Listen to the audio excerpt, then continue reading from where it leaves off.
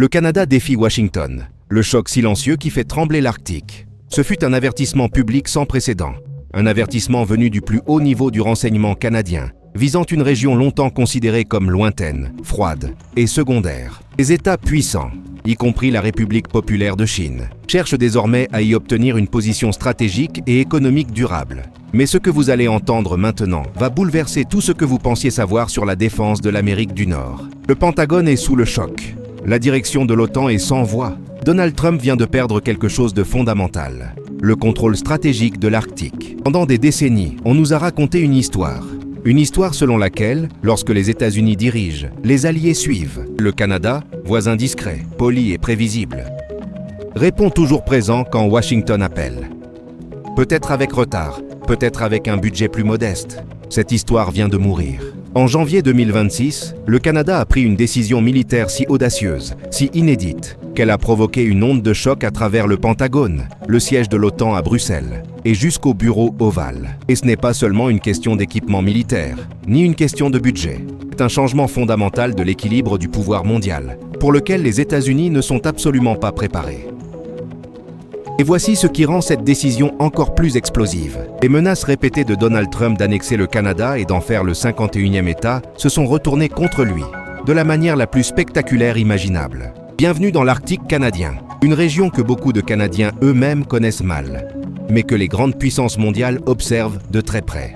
La souveraineté n'est pas un concept abstrait, c'est une réalité stratégique, et le Canada a décidé de la défendre. Lors d'une récente réunion de l'OTAN à Bruxelles, normalement routinière, prévisible, presque bureaucratique, la délégation américaine a proposé une clause sur le commandement maritime unifié dans l'Arctique. Une formulation juridique qui, en pratique, aurait placé les capacités arctiques canadiennes sous commandement de l'OTAN, c'est-à-dire sous commandement américain en cas de crise. Procédure standard depuis plus de 70 ans. Mais cette fois, la salle s'est figée. Un haut fonctionnaire canadien, calmement, a répondu: le Canada ne peut pas accepter cette formulation. Les actifs concernés resteront sous commandement national. Ce silence marquait la collision directe entre l'ordre géopolitique d'après-guerre et une nouvelle réalité. Ce que le Canada vient de faire change tout. Premièrement, le Canada a lancé un réseau de défense arctique totalement indépendant, avec un commandement exclusivement canadien. Aucune autorité partagée, aucune clé conjointe. Deuxièmement, l'acquisition immédiate d'une constellation souveraine de satellites de surveillance en orbite basse,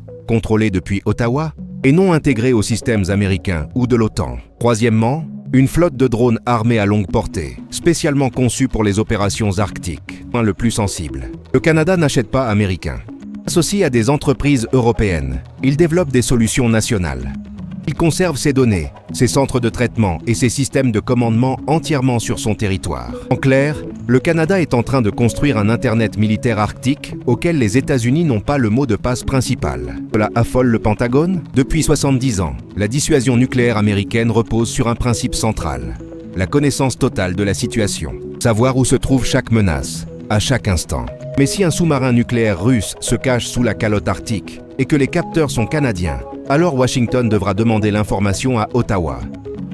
Répétons-le clairement, les forces armées américaines devront demander au Canada des données pour comprendre ce qui se passe dans l'espace aérien et maritime nord-américain. Ce n'est plus une alliance d'égal à égal, c'est une dépendance stratégique. Et les États-Unis ne gèrent pas bien la dépendance. Arctique, le nouveau cœur du pouvoir mondial. Pourquoi l'Arctique est-il devenu si crucial? 3 mots: ressources, routes, puissance. Glace-fond. Des routes maritimes valant des milliers de milliards s'ouvrent. Des réserves massives de pétrole, de gaz et de minerais stratégiques deviennent accessibles. La Russie militarise l'Arctique depuis plus d'une décennie. La Chine se définit désormais comme un État quasi-arctique. Les États-Unis avaient présumé que le Canada resterait un simple relais. Ce que nous observons aujourd'hui dépasse le cadre militaire. C'est la fin de la domination unilatérale américaine dans l'hémisphère occidental. Pendant plus d'un siècle, la doctrine Monroe dictait une règle simple: les Amériques sont la sphère d'influence des États-Unis. Le Canada vient de rejeter cette doctrine, non par des discours, mais par des milliards investis dans une souveraineté militaire réelle. Trump voulait faire du Canada le 51e État. Il l'a poussé à devenir l'une des puissances militaires indépendantes les plus stratégiques du monde. Le voisin discret a cessé de se taire. Le partenaire fiable exige désormais l'égalité. Et la superpuissance qui pensait sa loyauté acquise découvre une vérité brutale. Le respect ne se décrète pas, il se mérite. L'Arctique se réchauffe, la glace fond. La compétition pour le sommet du monde ne fait que commencer. Si vous voulez comprendre les grandes mutations géopolitiques avant qu'elles n'explosent au grand jour, abonnez-vous au canal et activez les notifications.